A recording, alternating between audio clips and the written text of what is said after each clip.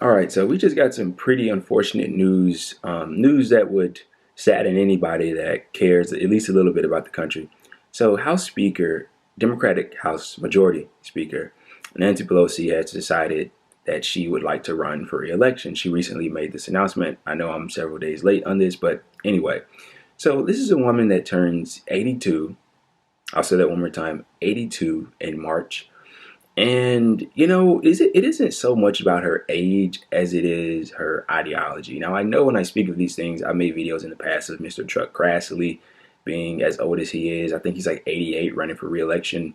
But at the end of the day, their age is indeed one thing. And there is something to say about the geriatric facility that we have for government in this country. Mitch McConnell, Joe Biden, Nancy Pelosi. I mean, all the rest of them being super old. But their ideology is what's most important. And the ideology that Nancy Pelosi has is the ideology that has been the destructive force leading in the Democratic Party that has turned it from the party of FDR and Lyndon B. Johnson to the shell of itself that it is right now, that has also not only promoted the destruction of the Democratic Party, but as a result, the destruction of the working class in this country, running behind the ideology that Nancy Pelosi and the establishment Democrats promote, which is called neoliberalism. And she is the direct embodiment of that. Her approval rating is abysmal. People don't like her. Democrats don't like her. I mean, we're at a point where, if you remember last time she ran for re-election, there were actually moderate Democrats, people that would nominally support her against her trying to get reelected. And the funny thing is, some of those same moderates are on the chopping block in these upcoming midterms, and they might be forced out, or they probably will be forced out by people from the GOP. And the progressives in Congress are cucked to Nancy Pelosi. I mean, they call her mama bear, for God's sake, and they're not going to come out against her. One, because that's political suicide for them.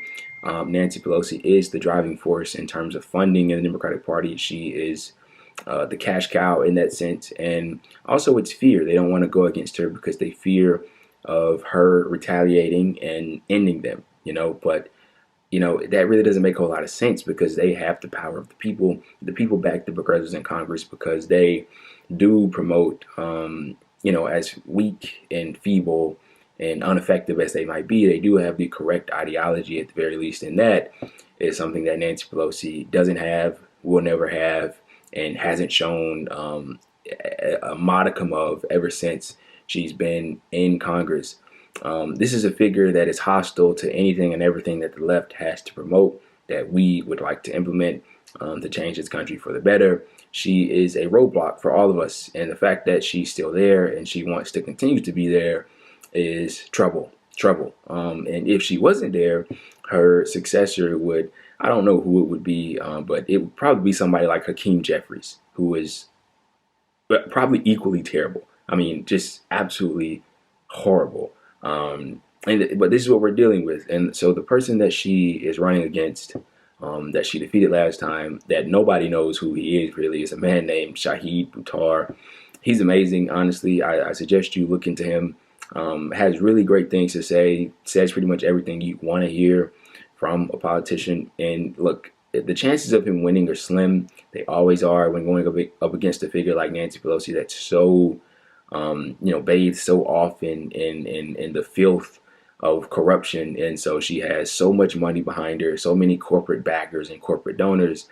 And I mean, it's really difficult to defeat somebody like that. But, never say never. The impossible is always possible. Anything can always happen. And I hope with every fiber of my being that she loses, even with me knowing how unlikely that actually is. But I just wanted to share this news with you. I mean, it's completely unfortunate, rather depressing to say the very least. I definitely don't want to see her in there again.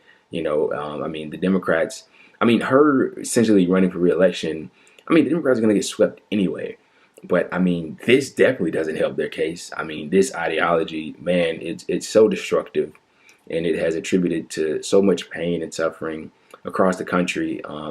And I mean, just she hasn't fought for anything. They paint her as this brave crusader for justice, this amazing strategist and negotiator, when all she does is hand money off to Wall Street, punch down at the left, and continue on the status quo. And that's all she'll ever be known for, and that's what her legacy is. I mean, look at what's happening with her right now with this entire stock trading bullshit. You have people, Republicans now, one of them being Josh Hawley and maybe a few others, and you have John Ossoff, the Democratic senator, sponsoring that bill to ban Congress and their family members from stock trading, and she's in the middle of that bullshit. One of the most corrupt senators in that aspect alone. You know what I mean? And with her still being there, trying to get money out of politics is an even more difficult thing than it already is. Look, I can go on forever as to why she's a repulsive figure and she shouldn't be running for re-election. But anyway, I don't know. This news was really, really hard to see. No one would like to see another term of Nancy Pelosi in any way, shape, or form. I hope we don't get it, but sometimes when we hope for things, we rarely receive them, especially in today's day and age.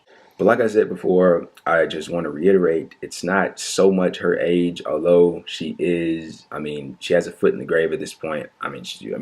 Look, once you get in the 80s and 90s, you're kind of defying all odds, at least by American living standards, or life expectancy standards. But I will say this, a man that I will always have admiration and respect for is Bernie Sanders. And Bernie Sanders is old as dirt.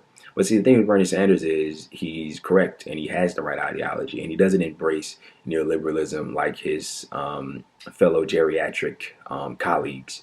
Look, I would vote for Bernie Sanders' skeleton over anybody else in Congress.